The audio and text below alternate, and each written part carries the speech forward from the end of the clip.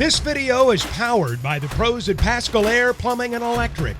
Arkansas owned, Arkansas operated. GoPascal.com. Hey, Muss, you guys just came off this 4-game segment with Atlantis and Duke, and now you've kind of got one of these Anthony Ruda specials sandwich before this game against Oklahoma. I know you guys want to challenge yourself, but now that you're in the thick of it, just curious what your thoughts are on the schedule so far and where this particular game is placed. I think you can, look at what Furman did last year, playing Virginia. They played an SEC school in South Carolina. You can look at that score. I think it was 19. We've talked to our team about that. This is a team that's got some returning players that have won a lot of games. Furman is one of the best coached teams in the entire country. They do a great job playing off their elbows with their big men. And then they do a great job of backdoor cutting. They have great shooting at the 1, 2, 3, and 4 spot. Their big guy 13 does a great job rim running. So that's, in a nutshell, Furman is a team that's projected to win their league in the same league as UNCG. And as we've talked about over and over, we try to schedule teams that we think can win their league, to better position ourselves if we win games. If we don't win games, it doesn't help at all. But we're trying to, I think if you look at the schools that we have on our schedule moving forward, there's some really, really good basketball teams. It feels like Devo's been around so long, maybe we don't ask about him as much as maybe we should. I know his percentages might not be where he wants them to be. He seems like a guy that usually heats up as the seasons go along. Just what have you seen from him so far this season? What are you looking for moving forward? Well, I think, every night he's got a tough defensive assignment. We usually put him on the best opposing team's offensive threat. Just from he came in at the other night, and I thought he helped our press break. He's just a guy that understands the system. He understands every position. I think the thing that no one would really know unless you're inside of our meetings and stuff is the fact that when we call a play, he can play all 5 positions. So if somebody doesn't know a play, one of our newer players that's still trying to understand our 3rd and 4th option on sets, Devo can slide in and play a spot and slide somebody else over to to maybe a more comfortable or a spot that doesn't have as many options. Scotty? Yeah, Eric, L the other night credited Coach Smart for sending him some clips of when he played well against Duke last year. And I think Keith gave him just some more advice about just staying out of his own head and just playing his game. I know like all of your assistants have value on your staff or they wouldn't be on your staff, but like, what is the value of a Keith Smart to you? Well, I think obviously Keith being a 2-time NBA head coach, I think, the experience that you can give to a player. I don't know if there's a team in the country that has that. And then I just think that, the pro exposure that a lot of our guys have, and Keith, with the way that we've set up our scouting and stuff, I think it allows Keith to do special projects like that.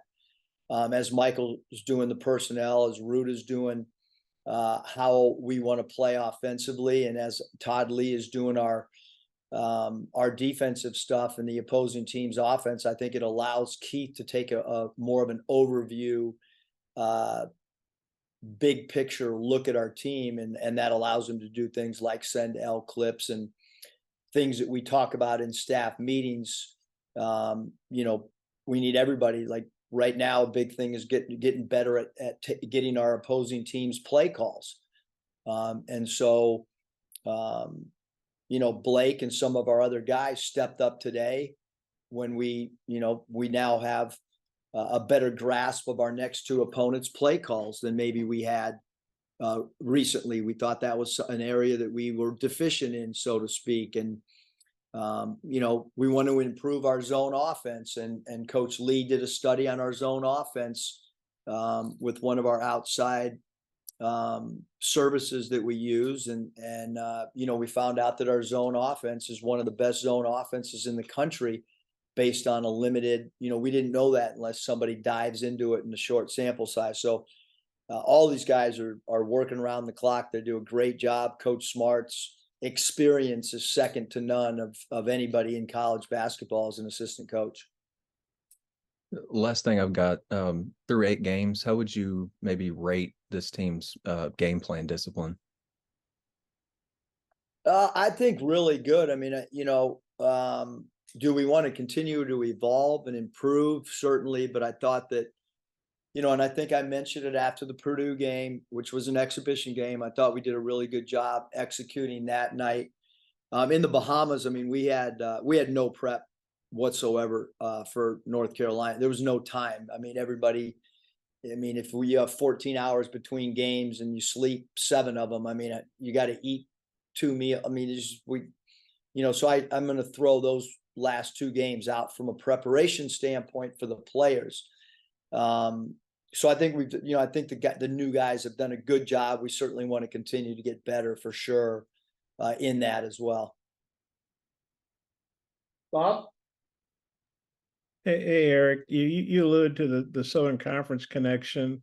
Is that something you really hit with the players? Like, hey, we already lost to the team that was picked behind these guys in this league, and these mid-majors, their coach has been there 7 years. They got a bunch of older guys. Is that something that resonates with the players, that you've already lost to a team from this league, and now you're playing what's projected as the best team in the league? Bob, I mean, certainly. I mean, like we pointed it out for sure, and it's we still got 48 hours. We're going to continue to point that out, but I think we're in a new. I think scheduling wise, you got to think about how you schedule moving forward. I mean, I watched last night, University of California at San Diego, UCSD, which was a Division II school not that long ago, play a team that was in the national championship last year. They were up 14 with 6.5 minutes to go, and San Diego State basically gets an offensive rebound to win that game.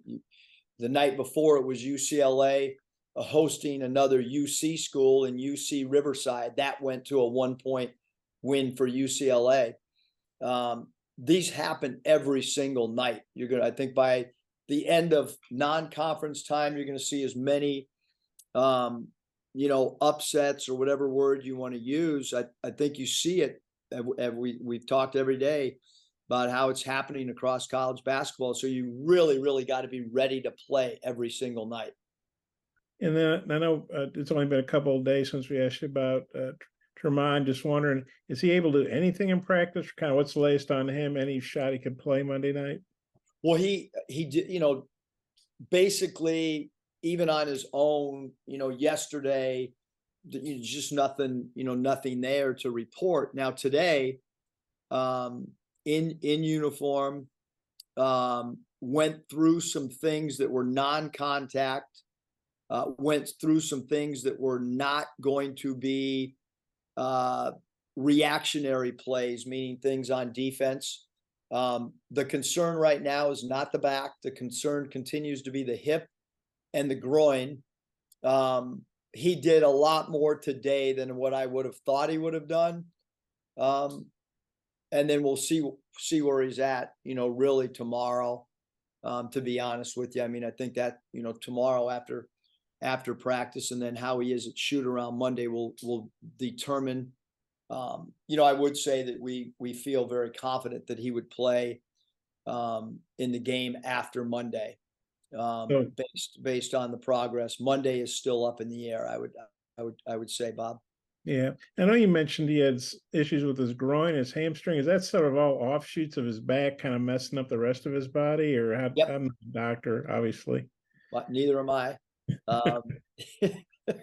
But yes, I think after the aftershock of the back, the groin is the most concerning amongst trainers, doctors, and player. I got a couple more, but I see Jackson's got his hand up, so I'll turn it back to Mike, and if time allows, he maybe swing back to me. Thanks. Jackson? Hey, Eric. Jeremiah, he had a good game against North Carolina, made the 2 threes at the end of the half against Duke. I mean, how have you seen him kind of progressing and, kind of growing with confidence with important contributions the past 2 games? Yeah, Jackson, I think that's, one of the big reasons we injected him into the starting lineup was to try to help build his confidence. I mean, it was really funny. I don't know if I can remember a player. I mean, he said walking out of the huddle before the jump ball, he said, "Coach, do you want me to let it fly?" I mean, I'm like, I don't, I mean, he literally was serious. And I'm like, well, yeah, I mean, I guess if you're open and you have confidence, yeah, we want you to quote unquote, let it fly. He waited until the end of the half, obviously, to let it fly. But yeah, I mean, we want Jackson. We really want to see JD shoot the ball with confidence. It really opens up our spacing for dribble drives when he's knocking down shots. And so certainly that was a real positive from a roster management standpoint and a rotation standpoint to see Jay Davenport knock down those 2 big threes at the end of the first half. I guess it's better he's at least checking with you than letting it fly without permission. That would be a very true statement, Jackson. Thanks for pointing that out. And last thing for me, he's doing so much for you guys, Trevin, this year. But a lot of his offense, it seems like it's either threes or offensive rebounds. Do you think that there's an extra level he can maybe get to within the offense, maybe, 2s inside the paint, or are you happy with just him being an elite 3-point shooter, offensive rebounder, and all the other things he's doing for you guys? Yeah, I mean, I think he can even go to the offensive glass more. His percentage, because we chart goes and no goes, and his percentage when he goes are off the chart. So if we could get him to go to the O boards a little more, I think that'll even increase his offensive rebound load. But we have really worked on him and kind of placed him in different spots on the floor to be able to, especially against Duke, to get open threes. I mean, the big part of the game plan was him to try to get as many open looks as we possibly can. But certainly, we've added a new portion to our practice, which is nothing but skill development after we do our 10-minute shooting segment. And in his individual skill development, we've really focused on ball handling and one-on-one moves, because I think that's the next evolution to his game. Jacob? Yeah, hey, Coach. After a win like the one against Duke, how do you keep the team level-headed going into a game against a non-Power 5 team? Practice and demand and have accountability and demand a little bit more and try to demand a little bit more after that. I mean, I don't know what else to do other than prepare the same way that we prepared for Duke. That's the that's the recipe that you want to try to have. Bob? Eric, looking at Furman, they're averaging 9 steals, and I know they're playing right now, so this might change a little bit, but they're averaging 9 steals, about 9 threes, 84 points. Just what do you think about those stats? I mean, they're obviously taking the ball away a lot and hitting a lot of threes and getting up and down the court, it sounds like. Yeah, they play with great pace off makes and misses. Their point guard does a great job of controlling pace. He's a high steal player at that point position. I mean, you've got to conserve your dribbles at the nail because they really overflood sometimes on the strong side. So you've got to understand that there's, guys that are standing there waiting to dig if you put it on the deck. But again, Bob, I think really well coached team, play with great pace, run great offense, take a lot of threes. They took 30 threes the other night. Number 24, Williams, who went to the same high school as Jay Davenport, took 8 threes at the power forward position. Not often do you see a power forward have 8 3 balls attempted. Great point guard play. They could play 2 point guards at a time. Sometimes Carter Witt, number 11, will slide to the off guard. And he's kind of a point guard as well. So and then Foster's a star player at the small forward. They do a great job getting the ball to number 5 on button hook post ups. They do a good job of running Foster off a UCLA post up. That's important for us to understand. And then off the bench, their backup 3-man, number 15, is shooting the ball at a 60% clip from 3. So a lot of things that you've got to deal with. And And, you cannot let their 5-man be a great trigger guy. And then they have a counter when you try to pressure the elbow and they'll dive their 4-man. So there's a lot of themes that we've got to try to grasp between now and when we play. You just were talking earlier. I remember you talked about this on your radio show a couple weeks ago about the parity involved. Now teams might start scheduling differently, playing more Power Fives, but maybe more conference games. But still, we know who the big names are historically, and I know you're a student of the game. And your short time here, you've beaten Indiana on the road, you've beaten Kansas in the tournament, you've beaten Kentucky home and away. You obviously just beat Duke. Gonzaga, Cincinnati. I'm talking about teams that won multiple national championships, though. It's a lot. Just wondering what you think about that. And it's always good to beat anybody, but when you beat the real, you haven't played UCLA, you haven't had a chance to do that yet. But those names, Duke, Kansas, Indiana, Kentucky. I mean, those are names that resonate. Even if people aren't big fans, they know those are historic basketball programs. Other than you, Bob, my mom's really pumped up about those wins for sure.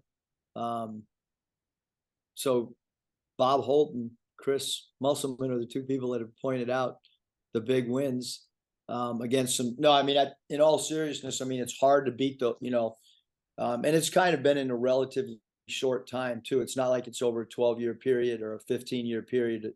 The team has risen to a lot of really big occasions on big stages. And, you do that with having really good players that are really confident. Let's got one more. A lot of coaches, it's early in the year, but the team's struggling. They're playing a marquee game. They're not going to say this is a must when we got to win this. They're just not probably going to do that. But I know that's not your style. I guess, why do you do what maybe a lot of coaches don't and put pressure on your team and kind of you don't sugarcoat it? You just let them know, man, this is the way it is. You better go out there and win, Yeah, I mean, you just try to be truthful with them on, our fans knew that it was a must. I mean, it's really comforting when you're, making a protein shake in the morning, getting ready to go to work, and your wife tells you it's a must win, and your daughter's sitting there, and I mean, I guess it's we all knew it. And then if you tell the team it's a must win and you don't win, then you got to figure out how to regroup and regain confidence and set new goals moving forward, because there is risk of doing it, which is, you've got to understand when you do put pressure on a group, and you got to make sure that a group can handle it. And we certainly felt like we could handle it mentally. And, if you don't win it, like I said, you got to figure out how to regroup and refocus. So your daughter told you it was a must win too? Yeah, Mariah. I mean, yes, for sure. Okay. And then when you tell your team it's a must win and then you win, I mean, how good a feeling? I don't know if Mariah, I don't know if she said it's a must win. It was, Dad, you gotta win tonight. Okay. Well, when that sounds like a must win to me. When you take that approach, that tact with your team, and then they come through, and like you mentioned, obviously without teamwork, I mean, how good is that? How gratifying, satisfying, whatever eyeing you want to use there? I mean, I don't think we should be satisfied at all, Bob. Obviously, that's a huge win. I mean, you saw all the players celebrating. If you haven't looked at Cade's Abergast or Matthew Musselman's Instagram, I would highly suggest all fans and media members and family members of media members and family members of fans spend that 14 minutes of watching Matthew Musselman or Cade's Instagram, because those guys had a blast. They had fun, which you want. But when they came in the locker room, Furman's depth chart was already up on our dry erase board as they came in and were celebrating the Duke win. And so you got to turn the page as quickly as possible. Understand we have 2 big games this week, leading with a Monday game against a team that's really confident and well coached. Okay, I'm good. Thanks, Eric. A lot of good football games on today. A lot of good college hoops game. Make sure you guys are glued to your TV. Yeah. Did your dog say it was a must win? Swish and Duncan, I couldn't tell by their body language what they thought of the pregame Duke hype. they were pumped up afterwards though. BetOnline is your #1 source for all your betting needs. Get the latest odds, lines, and matchup reports for baseball, boxing, golf, and more. BetOnline continues to be the fastest and easiest way to place your wagers, including live betting and your favorite casino and card games available to play right from your phone. Head to the website or use your mobile device to sign up today and get in on the action. Remember to use our promo code BELIEVE, that's BLEAV, for your 50% welcome bonus on your first deposit. Bet online, where the game starts.